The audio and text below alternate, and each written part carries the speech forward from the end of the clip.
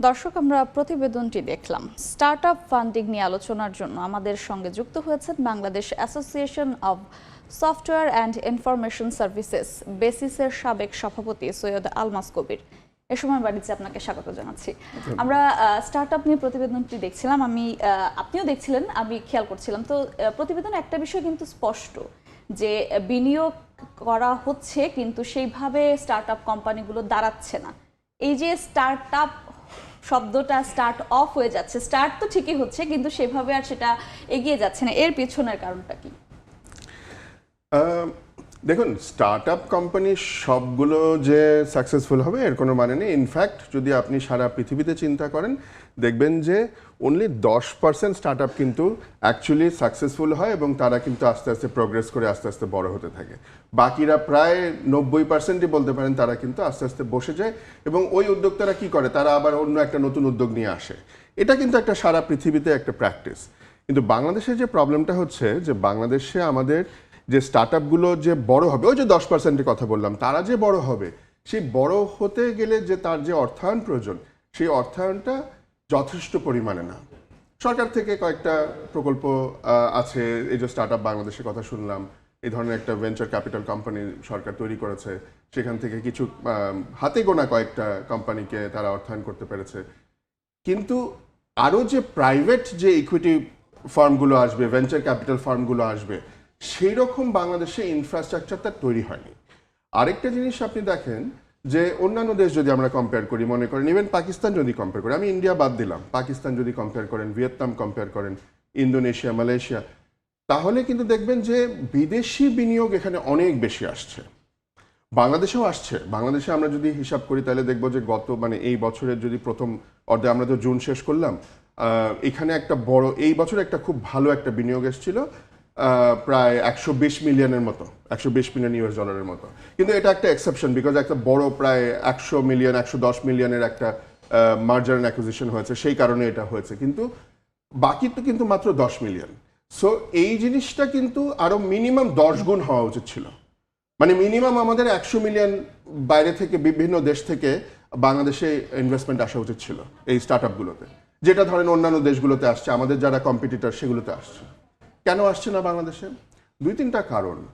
1 নম্বর কারণ হচ্ছে যে বাংলাদেশের আমাদের যে এই ভেঞ্চার ক্যাপিটালের যে নিয়ম কানুনগুলো, এই বিধিমালাগুলো, এখানে যথেষ্ট জটিলতা আছে এবং অনেক ক্ল্যারিটির অভাব আছে। আমাদের ধরেন মনে করেন যে বিনিয়োগকারীরা কি চিন্তা করে, যে তারা কিন্তু বিনিয়োগ করে সারা জীবন এখানে থাকবে এই কোম্পানিতে, সেটা কিন্তু না। তারা চিন্তা করে আমি 8 বছর পরে, 9 বছর পরে, 10 বছর পরে আমি একটা লাভ নিয়ে বেরিয়ে যাব। এই যে বেরিয়ে যাব, এক্সিট, এই এক্সিট ব্যাপারটা কিন্তু আমাদের এখানে খুব ডিফিকাল্ট, বিশেষ করে বিদেশিদের জন্য। সো এই যে নিয়ম কানুনের যে জটিলতা, এই কারণে অনেকে ইনভেস্ট করতে চায় না। আরেকটা কারণ হচ্ছে, বড় কারণ, সেটা হচ্ছে যে ইনোভেশনের অভাব। আমাদের দেশে সমস্যার তো অভাব নাই, তাই না? সমস্যা থাকলে সেটা সমাধান করতে হবে একটা ইনোভেটিভ ওয়েতে, উদ্ভাবনী ওয়েতে।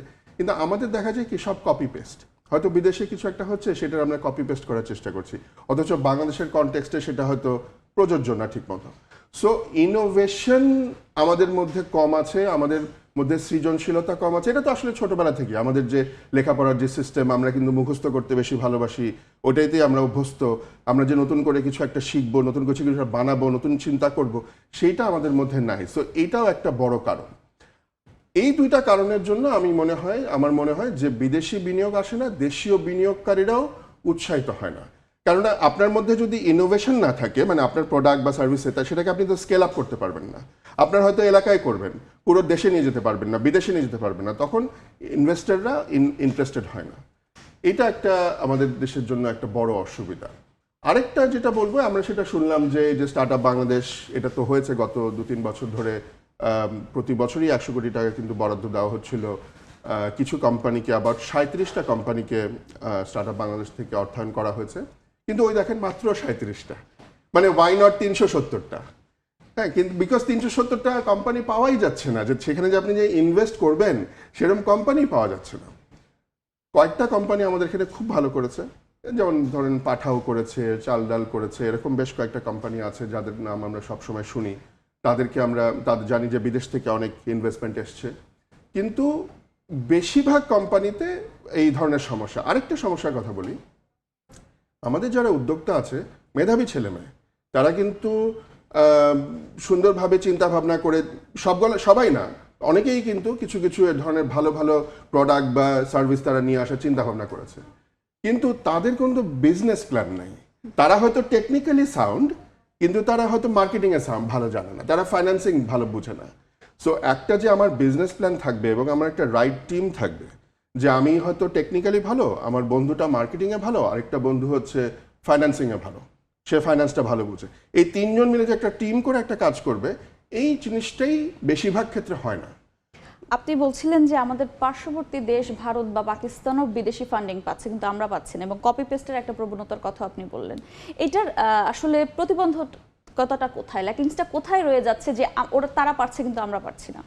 ওই যে আমি বললাম যে আপনার ওখানে কিন্তু যেমন ইন্দোনেশিয়ার কথা আপনি চিন্তা করেন, গত 5 বছরে ওদের এই স্টার্ট আপ পুরো সিনারিওটা চেঞ্জ হয়ে গেছে। মানে একেবারে জিরো থেকে এখন তারা হিরো। ওদের ওখানে বিলিয়ন ডলার কোম্পানি বেশ কয়েকটা, এবং মাল্টি বিলিয়ন ডলার কোম্পানি, মানে যেটা স্টার্ট আপ ছিল তারা এখন মাল্টি বিলিয়ন ডলার কোম্পানিতে পরিণত হয়েছে। এর প্রধান কারণ হচ্ছে যে ওদের যে নিয়ম কানুনগুলো আছে, ওদের যে আইনগুলো আছে, সেগুলোকে বিনিয়োগ বান্ধব করা হয়েছে। যেমন আমি একটা উদাহরণ দিই, বাংলাদেশে কিন্তু বাংলাদেশ সরকারের একটা প্রকল্প আছে ইএসএফ ফান্ড, এটা বাংলাদেশ ব্যাংকের একটা প্রকল্প, সেটা এন্টারপ্রেনিউরিয়াল সাপোর্ট ফান্ড। এটা অনেক দিন, প্রায় আমার মনে হয় 15-20 বছর ধরে আছে। সেটাকে পরে আবার আরেকটা একটু মডিফাই করে আরেকটা করা হয়েছে ইএফ ফান্ড। সো আপনার এন্টারপ্রেনিউরিয়াল ইকুইটি, ধরুন ইএফ ফান্ড আগে ছিল, ইএসএফ পরে করা হয়েছে। সো এই যে ফান্ডগুলো, এই ফান্ডগুলো কিন্তু অ্যাভেলেবল, কিন্তু আমরা ওটা নিতে পারছি না। মনে করেন আমার একটা স্টার্ট আপ আছে, উদ্যোগ আছে, ছোট উদ্যোগ, আমি এখানে একটা টাকা নিব, এখানে কিন্তু বেশ ভালো টাকা দেয় তারা, কিন্তু ইচ্ছা মানে আপনি কিন্তু ধরেন 2 কোটি 3 কোটি 5 কোটি টাকা পেতে পারেন, কিন্তু নানা রকমের এমন নিয়ম কানুনের ঝামেলা, এই অ্যাপ্লিকেশন করা মনে হচ্ছে একটা থিসিস করা। সো এইগুলি করলে তো আপনি কেউ উৎসাহিত হবে না, কারণ আপনি ব্যবসা করবেন নাকি এই থিসিস করবেন। সো এই ধরনের এই জিনিসগুলো আছে বাংলাদেশে, মানে প্রকল্পগুলো আছে, কিন্তু সেটার বাস্তবায়ন প্রক্রিয়াটা এতই জটিল যে কেউ এটা নিতে চায় না। তাহলে এই জটিলতাটাকে কেন কমানো হচ্ছে না, যাতে সাকসেস রেটটা আরো বাড়ে? হ্যাঁ, এটা আপনি একদম ঠিক কথা বলেছেন, জটিলতাটা কি আমাদের কমাতে হবে। আমরা একটা কথা বারবার শুনি যে ইজ অফ ডুইং বিজনেস। এই ইজ অফ ডুইং বিজনেস শুধু বিদেশিদের জন্য না, আমার দেশের লোকের জন্যই তো। একটা ক্ষুদ্র এন্টারপ্রেনার, সে যে একটা লোন নেবে, সেটাই তার যখন এত সমস্যা হয়ে যাচ্ছে, এইটা আমাদের করতেই হবে। এটা আমাদের যারা আইন প্রণেতারা আছেন তাদেরকে একসাথে মিলে এইটা নিয়ে চিন্তা ভাবনা করতে হবে, ইন্ডাস্ট্রির সাথে বসতে হবে, আমাদেরকে জিজ্ঞেস করতে হবে যে আপনাদের কোন কোন জায়গায় অসুবিধা হচ্ছে। আমরা ইনপুট দিলে তারা সেগুলোকে, সেই জটগুলো ছাড়াতে তারা উদ্যোগী হবেন। সো এইগুলো না করলে, এই ধরনের ডায়ালগ না করলে কিন্তু কাজ হবে না। আপনি বলছিলেন একটা কথা যে বাংলাদেশে কিন্তু ভালো ভালো আইডিয়াও আছে, কিন্তু দেখা যায় একটা কোম্পানি গঠন করার পর সে হয়তোবা জানে সে কি করতে চায়, কিন্তু তার মার্কেটিং টিম ভালো না, তার হয়তোবা সেলিং প্রসেসটা ভালো হচ্ছে না। তো এই সাপোর্টগুলিও কেন দেওয়া হচ্ছে না, যাতে সেই কোম্পানিটা সাকসেস রেটটা বাড়ানো যায়? এই যে আপনি বলছিলেন যে 100টার মধ্যে আমাদের 90টাই ফেলিওর হচ্ছে, এই ফেলিওরটা কেন হচ্ছে? যেই ল্যাকিংসগুলো আছে সেগুলোর সাপোর্ট কেন দেওয়া হচ্ছে না? জি, এটা খুব ভালো কথা, এবং এইটাই অ্যাকচুয়ালি যখন বিভিন্ন দেশে আমরা যেই দেশগুলো নিয়ে কথা বলছিলাম, এই সব দেশে এই ধরনের সাপোর্ট সার্ভিসটা খুব স্ট্রং। আমাদের স্টার্ট আপ বাংলাদেশ যে কোম্পানিটা, এরাও ধরেন যে কোম্পানিতে ইনভেস্ট করবে তাদেরকে গ্রুমিং করার চেষ্টা করে, তাদেরকে একটা ট্রেনিং দেওয়ার চেষ্টা করে, কিন্তু এইটা আরো ভালো করে করতে হবে। আর আরেকটা কথা হচ্ছে যে এই ধরনের ভেঞ্চার ক্যাপিটাল কোম্পানি তো বাংলাদেশে একটা দুইটা মানে নাই বলে চলে, যেখানে আমাদের এখানে কয়েক ডজন থাকার উচিত ছিল। কেন নাই? এটাও একটা কারণ। ভেঞ্চার ক্যাপিটাল কোম্পানি হচ্ছে না কেন যারা বিভিন্ন স্টার্ট আপে বিনিয়োগ করবে? তার কারণ তাদের 1 নম্বর কথা বলেছিলাম, তাদের কোনো এক্সিট প্ল্যান নাই। তারা যে 7 বছর পরে 8 বছর পরে বের হয়ে যাবে ওই কোম্পানি থেকে লাভটা নিয়ে, এইটার প্রক্রিয়া অনেক জটিল, এবং দেখা যায় যে সেইটার কারণেই উদ্যোগী হয় না কেউ ইনভেস্ট করতে। আরেকটা কারণ হচ্ছে, কারণ বলবো না, আরেকটা ভাবে তাদেরকে উৎসাহিত করা যায়, সেটা হচ্ছে যে সরকার যদি বলে যে তুমি যদি স্টার্ট আপে 100 টাকা বিনিয়োগ করো, তোমাকে এই 100 টাকার উপরে ট্যাক্স বেনিফিট দেওয়া হবে, ট্যাক্স রিবেট দেওয়া হবে, তাহলে আমি বেশি বেশি করে ইনভেস্ট করব। আমি একটার জায়গায় 5টা ইনভেস্ট করব, 5টা কোম্পানিতে ইনভেস্ট করব, 10টা কোম্পানিতে ইনভেস্ট করব। সো এই ধরনের আমার মনে হয় ইনসেন্টিভাইজ করতে হবে সরকারকে। আরেকটা বিষয় জানতে চাচ্ছিলাম যে বর্তমানে অন্তর্বর্তী সরকার ডক্টর মোহাম্মদ ইউনূস কিন্তু কিছুদিন আগে বলেছিলেন যে তরুণদেরকে উদ্যোক্তা হওয়ার প্রতি তিনি বেশি আহ্বান জানিয়েছেন, চাকরির পিছনে না ছুটে। তো সেই দিক থেকে উনি আহ্বান জানানোর পাশাপাশি উদ্যোক্তা হওয়ার জন্য বা যে স্টার্ট আপ কোম্পানিগুলো গঠন করার ক্ষেত্রে এই সরকারিভাবে কোনো সহযোগিতা করছে কিনা বর্তমান সরকার?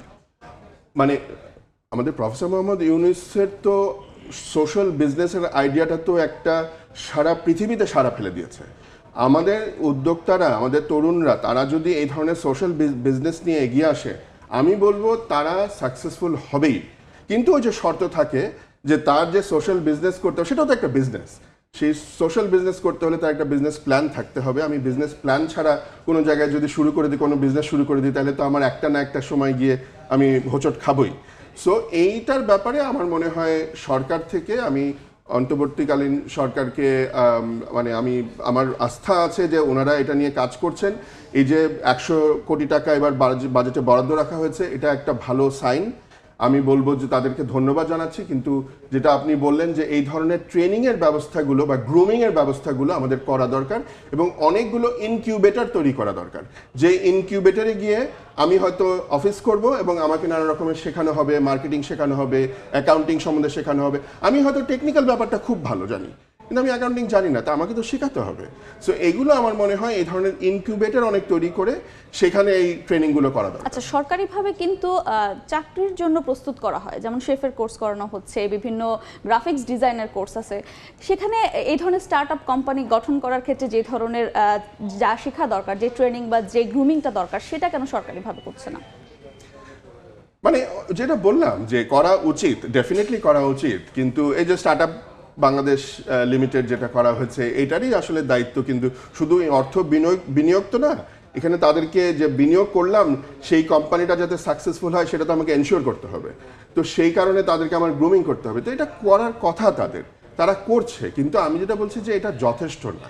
এটা এরকম আরও অনেকগুলো কোম্পানি দরকার, শুধু সরকার থেকে না, সরকারের দিকে তাকিয়ে থাকলে হবে না, এটা প্রাইভেট উদ্যোগ আসতে হবে। হ্যাঁ, এই বিষয়টি খুব ছোট করে জানতে চাচ্ছিলাম যে বড় বড় কোম্পানি যারা আছে বাংলাদেশে, তারা কেন ছোট কোম্পানিগুলোকে ইনভেস্ট করছে না বা এই গ্রুমিং এর ব্যবস্থা করছে না? যে করছে, কিছু কিছু কোম্পানি করছে, যেমন আইডিএলসি করছে, ড্যাফোডিলের একটা স্টার্ট আপ মানে এই ধরনের ভেঞ্চার ক্যাপিটাল কোম্পানি তৈরি হচ্ছে, এরকম হাতে গোনা 2-3টা করছে। কিন্তু ওই যে বললাম কিছুক্ষণ আগে যে ইনসেন্টিভাইজ করতে হবে, আপনাকে উৎসাহ দিতে হবে যে আপনারা যদি এখানে ইনভেস্ট করেন, ছোট এই ধরনের স্টার্ট আপগুলোতে ইনভেস্ট করেন, তাহলে আপনারা একটা বেনিফিট পাবেন, আপনি ট্যাক্স রিবেট পাবেন।